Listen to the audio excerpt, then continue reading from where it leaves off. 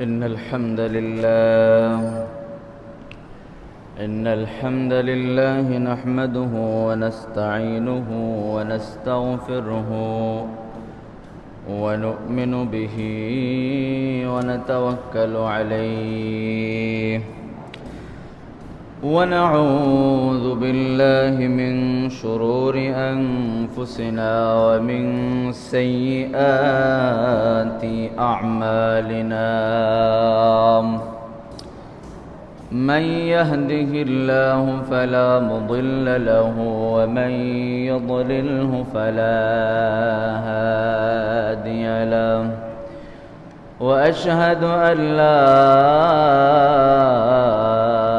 إله إلا الله وحده لا شريك له وأشهد أن سيدنا وحبيبنا وحبيب ربنا ومولانا محمدا عبده ورسوله أما بعد فأعوذ بالله من الشيطان الرجيم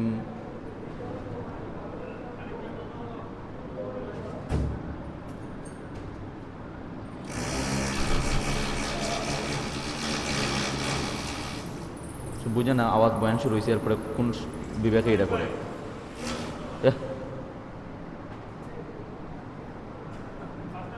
بسم الله الرحمن الرحيم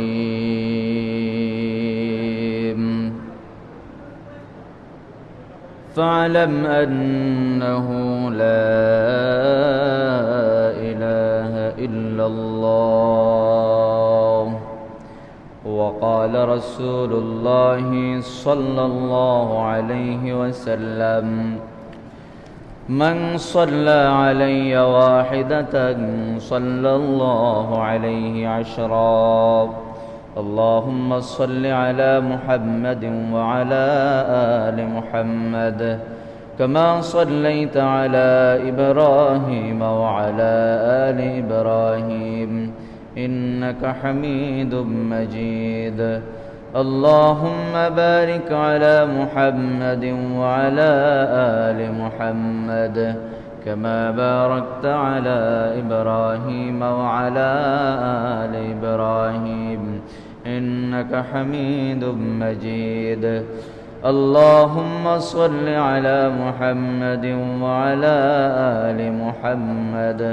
كما صليت على إبراهيم وعلى آل إبراهيم إنك حميد مجيد اللهم بارك على محمد وعلى آل محمد كما باركت على إبراهيم وعلى آل إبراهيم إنك حميد مجيد اللهم صل على محمد وعلى آل محمد كما صليت على إبراهيم وعلى آل إبراهيم إنك حميد مجيد اللهم بارك على محمد وعلى آل محمد كما باركت على إبراهيم وعلى آل إبراهيم إنك حميد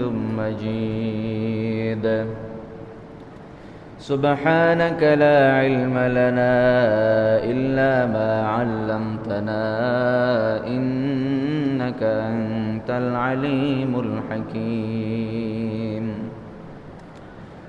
الحمد لله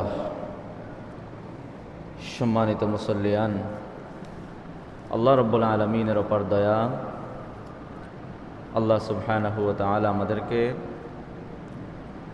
আল্লাহর পবিত্রঘর মসজিদের মধ্যে জুমার নামাজ আদায় করার জন্য প্রথম ভাগে আমাদেরকে আসার তৌফিক আল্লাহ তাআলা দিয়েছেন। আমরা আল্লাহর শুকরগুজার হই, আলহামদুলিল্লাহ।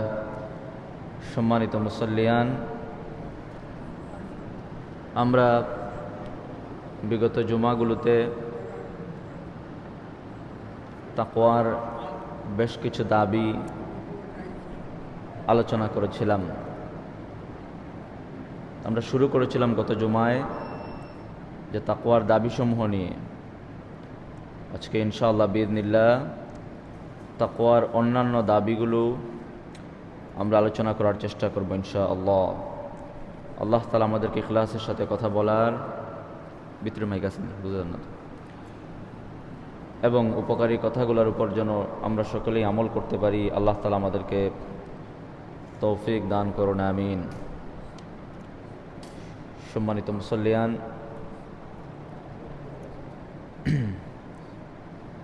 আমরা বলেছিলাম যে তাকওয়ার প্রথম নম্বর দাবি হলো যে ফাওরান আল ইমতিসাল, অর্থাৎ যে বিষয়টা আমরা শুনব জানব সাথে সাথে সেটা মানা, সাথে সাথেই সেটা আমলের মধ্যে নিয়ে আসার চেষ্টা করা। যিনি সেটি করবেন, জানার সাথে সাথে যিনি আমল করবেন, তো তার মধ্যে তাকওয়া আছে হিসাবে আমরা ধরে নিতে পারি। তো যে কোনো আমল, যে কোনো বিষয় শোনার সাথে সাথে যেন আমরা আমল করতে পারি, আল্লাহ তাআলা আমাদেরকে আমলের তৌফিক দান করুন, আমিন। 2 নম্বর তাকওয়ার দাবি হলো, আমরা বলেছিলাম যে আকসাল ইহতিয়াত, অর্থাৎ যে কোনো ব্যাপারে সর্বোচ্চ সতর্ক থাকা, সর্বোচ্চ সতর্কতা অবলম্বন করা, গুনাহ থেকে, পাপ থেকে যতদূর সম্ভব দূরে অবস্থান করা, দূরত্ব বজায় রাখা। তাহলে গুনাহ থেকে বেঁচে থাকা আমাদের জন্য সহজ হবে। এটা হলো তাকওয়ার অন্যতম দাবি, সন্দেহপূর্ণ বিষয় থেকে নিজেকে বাঁচিয়ে রাখা। আমরা এগুলো আলোচনা করেছি বিস্তারিত। এরপর আমরা বলেছি যে তাকওয়ার আরেকটা দাবি হলো যে কোনো বিষয় জেনে আমল করা। এটা শুধুমাত্র ইবাদাতের ক্ষেত্রে নয়, ইবাদাতের বাইরে যে সমস্ত বিষয় রয়েছে, মুআমালাত, মুআশারাত, একজন মুসলমানের তার 24 ঘন্টার সময়টা ইবাদতের অন্তর্ভুক্ত। আমরা যেসব বিষয় ইবাদত বলতে বুঝে থাকি, এগুলো তো অবশ্যই জেনে করতে হবে। এর বাইরেও যে সমস্ত বিষয় রয়েছে সেগুলোকেও জেনে, এটার বিবরণ জেনে শুনে তারপরে আমল করা। নতুবা দেখা যাবে আমরা অনেক ইবাদত করছি, অনেক আমল করছি, কিন্তু মৌলিক অনেকগুলো বিষয় আমরা আমাদের অজান্তে বাদ পড়ে গিয়েছে, যেটা গুরুত্বপূর্ণ ছিল। এজন্য ইসলামের সবচেয়ে গুরুত্বপূর্ণ বিষয় হলো ঈমান। এই ঈমানের বিষয়কে আল্লাহ তাআলা আমাদেরকে জানিয়ে দিয়ে তার আগে বলেছেন ফাআলাম আন্নাহু লা ইলাহা ইল্লাল্লাহ, যে আপনি ফাআলাম, সবাই এদিকে মনোযোগ দেন না, মুরব্বী এদিকে, এদিকে মনোযোগ, এদিকে। বয়ান শুরু হয়ে গেলে আমরা সকল কার্যক্রম বন্ধ, আতর দেওয়াও বন্ধ, আতর দেওয়া বন্ধ। আতর দেওয়া সুন্নত, এটা আমরা বয়ানের আগে দেব। আমি অনুরোধ করছি, আতর দেওয়া আমরা যখন কথা শুরু হয়ে যাবে আমরা সবাই কথার দিকে মনোযোগ দিব। এটা অত্যন্ত গুরুত্ব, প্রত্যেকটা সেকেন্ড, প্রত্যেকটা মুহূর্ত অত্যন্ত দামি। আমরা যেন কথার দিকে মনোযোগ দিই। আমল করা, শোনা, এটা গুরুত্বপূর্ণ। আতর দেওয়াটা সুন্নত, আমরা পরেও দিতে পারি, আগেও দিতে পারি। আমরা এগুলো বয়ান শুরু হয়ে গেলে সব বন্ধ করে ফেলবো, আর আতর দেওয়াও নাই। সুন্নত বলা হয়েছে তাহিয়াতুল মসজিদ খাফিফাতাইন, হালকা করে আদায় করা, হালকা করে তাহিয়াতুল মসজিদ আদায় করা, মানে বয়ানের দিকে আমরা মনোযোগ দেব। জুমার দিনের যে তাহিয়াতুল মসজিদ, সেটা হালকা আদায় করা সুন্নত, মানে আপনি ছোট কেরাত দিয়ে পড়বেন, যেন আপনি মসজিদের যে মূল কার্যক্রম সেদিকে মনোনিবেশ করতে পারেন। এজন্য আমি অনুরোধ করবো সম্মানিত মুসলিম, পিছনে যারা বসে আসছেন সামনে আসেন, পিছনে মুরব্বিয়ান গ্রাম, একটু যুবক ভাই সামনে আসেন, সামনে আসেন। পিছনে যারা আসছেন একটু সামনে আসেন, দয়া করে সামনে আসেন। সামনের খালি জায়গা পূরণ করেন, তো আল্লাহ তাআলা জান্নাতে আপনার জায়গা প্রশস্ত করে দিবে ইনশাআল্লাহ বিইذনিল্লাহ। এদিকে, এদিকে, এদিকে, এদিকে খেয়াল দিই আমরা। আল্লাহ তাআলা তৌফিক দান করুন। দুরূদ শরীফ পড়ি, সাল্লাল্লাহু আলা সাইয়্যিদিনা ওয়া মাওলানা মুহাম্মদ ওয়া আলা আলিহি ওয়া আসহাবিহি ওয়া সাল্লাম। সাল্লাল্লাহু আলা সাইয়্যিদিনা ওয়া মাওলানা মুহাম্মদ ওয়া আলা আলিহি ওয়া আসহাবিহি ওয়া সাল্লাম। সাল্লাল্লাহু আলা সাইয়্যিদিনা ওয়া মাওলানা মুহাম্মদ وعلى آله وأصحابه وسلم. أستغفر الله إن الله غفور رحيم.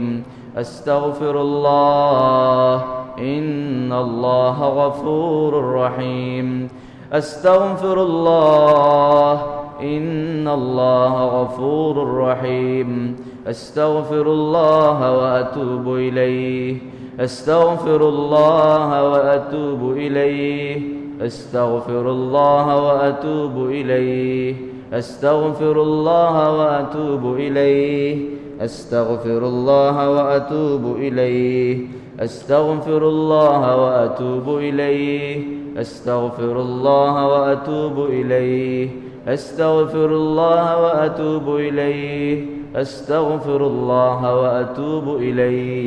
আলহামদুলিল্লাহ।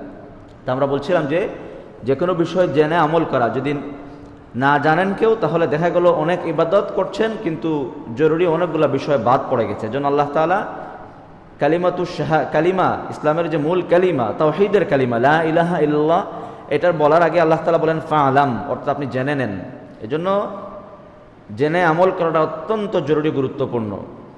দেখা গেল মানুষ হজে যায়, উমরা করে, কিন্তু সে আবার দুর্নীতির সাথে জড়িত, সিন্ডিকেট করে পণ্যের মূল্য বাড়িয়ে দেওয়ার সাথে জড়িত, মজুতদারির সাথে জড়িত, ব্যবসার মধ্যে মানুষের হক আত্মসাৎ করা, কোটি কোটি টাকা আত্মসাৎ করেছে জনগণের, মানুষ খুন করেছে, মানুষকে গুম করেছে। এরপরে দেখা গেল সে হজেও যায়, উমরায়ও যায়, সেখানে গিয়ে কাবা করে তোয়াফ করে, সে মনে করে যে এখানে কাবা করে তোয়াফ করলেই তো সকল গুনাহ মাফ হয়ে যায়, তে যা করার করে ফেলি দেশে, আর সেখানে গিয়ে আমি একটা হজ করে উমরা করে সকল গুনাহ মাফ করিয়ে ফেলবো। এই যে তার ভুল কনসেপ্ট, দিন সম্পর্কে তার ভুল ধারণা, তিনি সম্পূর্ণ উল্টা বুঝেছেন দিনকে, সম্পূর্ণ উল্টা বুঝেছেন। ডেইলি যদি একটা উমরা করে কেউ, উমরা করলে তো গুনাহ মাফ হয়ে যায়, ডেইলি একটা কোনো একাধিক উমরা যদি কেউ করে, হজ করে প্রত্যেক বছর, কাবা ঘরে গিয়ে একবারে কান্না করে বাসিয়ে দে বুক, আর মানুষের হক তার গাড়ির মধ্যে থাকে, মানুষকে খুন করেছে, অন্যায়ভাবে মানুষের হককে আত্মসাৎ করেছে, দুর্নীতির সাথে যে জড়িত, মানুষের সম্পদ লুণ্ঠন করেছে, তাহলে এই হজ আর উমরা দিয়ে এগুলো কাজে দিবে না। তার মানে হজ তো ভালো ইবাদত, উমরা তো একটা ভালো ইবাদত, এরপরেও তিনি কোনো ক্ষমা পাবেন না, কারণ তিনি ভুল বুঝেছেন, উল্টা বুঝেছেন দিনকে। তিনি মনে করেছেন হজ করলে আমার গুনাহ মাফ হয়ে যাবে, কিন্তু কোন গুনাহ আল্লাহ তাআলা হজ করলেও মাফ করবে না সেটা তিনি জানেন নাই। তিনি জেনেছেন উমরা করলে সকল গুনাহ মাফ হয়ে যাবে, কিন্তু কোন গুনাহ উমরা করলেও মাফ হবে না, সেটা উমরা করার আগে আপনাকে সমাধান করে যেতে হবে, সেটা তিনি জানেন না। এজন্য আমরা সবসময় ইলম অর্জনকে গুরুত্ব দিই। মানুষ টাকা পায়, তাকে মানুষের টাকা দেয় না, ঋণ তার ঘাড়ে টাকা না দিয়ে সে গরিব মানুষকে, অন্য মানুষকে টাকা পয়সা দিয়ে সাদকা দান খয়রাত করে বেড়ায়। এই যে বিষয়গুলো দিনের মৌলিক বিষয়, যে কোনটা আপনাকে প্রাধান্য দিতে হবে, কোনটাকে প্রায়োরিটি দিতে হবে, কোনটাকে আগে সমাধান করতে হবে, কোনটাকে পরে করলেও চলবে, এই বিষয়গুলো জানার কারণে দিন বুঝার ক্ষেত্রে আমাদের অসুবিধা হয়। দেখা গেল বাবা অসুস্থ, মা অসুস্থ, কিন্তু সন্তান এখন এতেকাফ করতে চায়, সে মসজিদে 10 দিন এতেকাফ করবে। এতেকাফ তো সুন্নত ইবাদত, কিন্তু মায়ের সেবা করা, বাবার সেবা করা সেটা তো ফরজ। বাচ্চা কান্না করছে, কুলে নিবেন, সেটা আপনার জন্য জরুরি, নফল নামাজ থেকে সেটা জরুরি। তাইলে এইসব বিষয় আমাদেরকে জানতে হবে কোনটা সবচেয়ে বেশি জরুরি। সারা রাত তাহাজ্জুদ পড়া সওয়াবের কাজ, কত ইবাদত, সকল নফল নামাজের মধ্যে এক নম্বর সিরি হলো তাহাজ্জুদের নামাজ। এখন একজন সারা রাত তাহাজ্জুদের নামাজ পড়লো, তাহাজ্জুদের নামাজ পড়তে পড়তে সে ক্লান্ত হয়ে গেল, আবার ফজরের সময় ঘুম চলে আসছে, সে ঘুমিয়ে গেল, এভাবে সে প্রতিদিন করে, তাহলে তার উদাহরণটা ওই ব্যক্তির মতো। সারা রাত তাহাজ্জুদ পরে আপনি যান নেকি কামাই করলেন, ফজর মিস করার কারণে সব চলে গেল। এই তাহাজ্জুদের কোনো উপকারিতা নাই, কারণ ফরজটা হলো সবচেয়ে জরুরি। 1000 রাকাত তাহাজ্জুদের যে মূল্য, তার চেয়ে 1000 গুণ বেশি 2 রাকাত ফজরের ফরজ নামাজ। এই জন্য জেনে আমল করা, জানার বিকল্প নাই, ইলম অর্জন করা, সবাইকে ইলম অর্জন করতে হবে। ছোটদেরকে ইলম অর্জন করতে হবে, বড়দেরকে করতে হবে, পুরুষদের করতে হবে, নারীদের করতে হবে, সবার জন্য ইলম অর্জন করা ফরজ। তলাবুল ইলমি ফরিদাতুন আলা কুল্লি মুসলিম। এজন্য ফরজ পরিমাণে ইলম অর্জন করা সবাই যেন আমরা অর্জন করতে পারি। আল্লাহ তাআলা আমাদেরকে তৌফিক দান করুন, আমিন। তাহলে 3টা তাকওয়ার দাবি বললাম। 1 নম্বর বললাম যে জানার সাথে সাথে আমল করা, 2 নম্বর হলো সর্বোচ্চ সতর্কতা অবলম্বন করা, 3 নম্বর হলো যে জেনে আমল করা। আমল করার আগে জানবো আমরা যে কোনটা আমাকে করতে হবে, কোনটা জরুরি, কোনটা পরে করলেও চলবে, কোনটা করা যাবে না, এইসব বিষয়গুলো জেনে আমল করা। 4 নম্বর তাকওয়ার দাবি হলো সর্বাবস্থায় আল্লাহকে ভয় করে চলা, সকল অবস্থায় তাকওয়া অবলম্বন করা। ইত্তাকিল্লাহ হাইসু মা কুনতু, যেখানেই যাবেন, যে অবস্থায় থাকেন, সকল অবস্থায়, সব জায়গায়, ঘরে বাহিরে, দোকানে বাজারে, মসজিদে মসজিদের বাইরে, কোর্টে আদালতে সংসদে, সব জায়গায়, সকল জায়গায় রব্বুল আলামিনের তাকওয়া, আল্লাহকে ভয় করে চলা। প্রকাশ্যে আমরা অনেক সময় গুনাহের কাজ করি না, যে প্রকাশ্যে মানুষ দেখবে, মানুষ মন্দ বলবে, এটা অনেক সময় মানুষ প্রকাশ্যে অনেক সময় গুনাহের কাছ থেকে বিরত থাকে, চক্ষু লজ্জায়। কিন্তু আরো একটা গুনাহ আছে, গোপন গুনাহ। গোপনে, যেটা মানুষ দেখে না, কিন্তু যিনি দেখার তিনি ঠিকই দেখেন। আল্লাহ তাআলা সেই কথাকে আমাদেরকে স্মরণ করিয়ে দেন। তিনি বলেন, আলাম ইয়া আলাম বিআন্নাল্লাহা ইয়ারা, মানুষরা কি জানে না যে আল্লাহ সব কিছু দেখেন? তাহলে প্রকাশ্য যেমন আল্লাহকে ভয় করতে হবে, গোপনেও আল্লাহকে ভয় করতে হবে। আল্লাহ তাআলা বলেন, ওয়া আসিররু কাওলাকুম আও ইজহারু বিহি ইন্নাহু আলিমুম বিযাতিস সুদূর, তোমরা গোপনে কথা বলো অথবা প্রকাশ্য কথা বলো, গোপন করো অথবা প্রকাশ করো, সকল বিষয় সম্পর্কে আল্লাহ তাআলা একবারে অন্তরের অন্তঃস্থলে যেটা আছে সেই বিষয় সম্পর্কে আল্লাহ রাব্বুল আলামিন অবগত। এজন্য গোপন গুনাহ এটা সবচেয়ে বড় ডেঞ্জারাস। মোবাইলটা যখন হাতে নেবেন তো আশপাশে কেউ নাই, কেউ দেখছে না, তো গোপন গুনাহ শয়তান ওই সময় সুযোগ দেয়। ভালো দিয়ে শুরু হয়, আস্তে আস্তে মানুষ মন্দে চলে যায়। গোপন গুনাহ মানুষ এবং আল্লাহর মধ্যখানে রহমতের যে পর্দা সেটাকে উঠিয়ে দেয়, মানুষকে বেহায়া বেশরম করে দেয়। নবী আলাইহিস সালাম বলেন, ইন্নাল্লাহ আযজা ওয়া জাল ইযা আরাদা আন ইউহলিকা আবদান, আল্লাহ যখন কোন মানুষের ধ্বংস চান, তো নাযা মিনহুল হায়া, তার কাছ থেকে হায়া, লজ্জা যেটা আছে সেটা আল্লাহ তাআলা উঠায় নেন। এবং আল্লাহ রাব্বুল আলামিন বলেন যে তোমরা প্রকাশ্য গুনাহ এবং গোপন গুনাহ সবগুলোকে ছেড়ে দাও। ওয়াদারু যাহিরাল ইসমি ওয়া বাতিনাহু ইন্নাল্লাযীনা ইয়াকসিবুনাল ইসমা সাইয়ুজাউনা বিমা কানু ইফতারিকুন, যে যারা তোমরা প্রকাশ্য গুনাহ এবং গোপন গুনাহ সকল গুনাহকে পরিত্যাগ করো, আর এইসব গুনাহের সাথে যারা জড়িত হবে তাদের কৃতকর্মের প্রতিদান তারা শিগগিরই পেয়ে যাবে। গোপন গুনাহ সম্পর্কে একটা ভয়ঙ্কর হাদিস আজকে উল্লেখ করতে চাই। আল্লাহর নবী সাল্লাল্লাহু আলাইহি ওয়াসাল্লাম যারা গোপন গুনাহে অভ্যস্ত এদের সম্পর্কে বলেন, সুনান ইবনু মাজার 4321 নম্বর হাদিস, খুবই গুরুত্বপূর্ণ হাদিস, মনোযোগ দিয়ে শোনার চেষ্টা করবেন। তিনি বলেন, হযরত সাওবান রাদিয়াল্লাহু তাআলা আনহু তিনি বর্ণনা করেন যে আল্লাহর নবী সাল্লাল্লাহু আলাইহি ওয়াসাল্লাম বলেন, লা আ'লামান্না আকওয়ামান মিন উম্মতি ইয়াতুনা ইয়াওমাল কিয়ামাতি বিহাসানাতিন আমসালি জিবালি তিহামাতা বিদান। তিনি বলেন যে আমি চিনি আমার উম্মতের মধ্যে এমন কিছু সম্প্রদায়, এমন কিছু মানুষ, এমন কিছু লোক, ইয়াতুনা ইয়াওমাল কিয়ামাতি বিহাসানাতিন আমসালি জিবালি তিহামাতা, অর্থাৎ কিয়ামতের দিন এরা তিহামা নামক একটা পাহাড়, সাদা পাহাড়, বিরাট বড় একটা পাহাড় সমপরিমাণ, এভাবে অনেক নেকির ভান্ডার নিয়ে, নেকির বোঝা নিয়ে তারা আসবে। তার মানে তারা নেককার, তারা নামাজ পড়েছে, তারা জিকির আজকার করেছে, তারা দান সৎকা করেছে, তারা অনেক ইবাদত করেছে। ইবাদত না করলে তো নেকি হওয়ার কথা নয়। তাহলে নিশ্চয়ই ওনারা নেকির কাজের সাথে জড়িত, ভালো ভালো কাজের সাথে জড়িত, এবং আসলেই ভালো কাজের সাথে তারা জড়িত, যার কারণে তাদের নেকির ভান্ডার বিশাল হয়ে দাঁড়িয়েছে। এগুলো নিয়ে তারা কিয়ামতের দিন আসবে। ফায়াজআলুহা আল্লাহু আযজা ওয়া জাল্লা হাবাআম মানসুরা, আল্লাহ তাআলা এই সব আমলগুলোকে ধূলিকণার ন্যায়, ধুলার মতো আল্লাহ তাআলা উড়িয়ে দিবেন, ধ্বংস করে দিবেন। এগুলোর আমলের কোনো প্রতিদান সে, উপকার সে পাবে না। হাবাআম মানসুরা বলা হয় এই যে রাস্তায় যে ধুলা উড়ে, এই ধুলা নয়, এটা এমন সূক্ষ্ম ধুলা যেটা সকালবেলায় ঘরের মধ্যে যখন রোদ প্রবেশ করে জানালা দিয়ে, ওই রৌদ্রের মধ্যে যে ধুলোটা থাকে এটা খালি চোখে দেখা যায় না, রৌদ্রের মধ্যে হঠাৎ হঠাৎ দেখা যায়। এটা যন্ত্র লাগিয়ে দেখতে হয়। এভাবে ছোট ছোট ধূলিকণার মতো এটাকে বলা হয় হাবাআম মানসুরা। ওইরকম ধূলিকণার মতো, ওইরকম ধূলিকণা যেভাবে উড়ে, এভাবে আল্লাহ তাআলা তাদের আমলকে উড়িয়ে দিবেন, ধ্বংস করে দিবেন, ধূলিকণার মতো উড়িয়ে দিবেন। এত ভয়ঙ্কর কথা বলার পর রাবী বলেন, সাওবান ক্বালা সাওবান ইয়া রাসূলুল্লাহ সিফহুম লানা জাল্লিহিম লানা, এরা কারা, এদের সম্পর্কে আমাদেরকে আপনি একটু বলেন।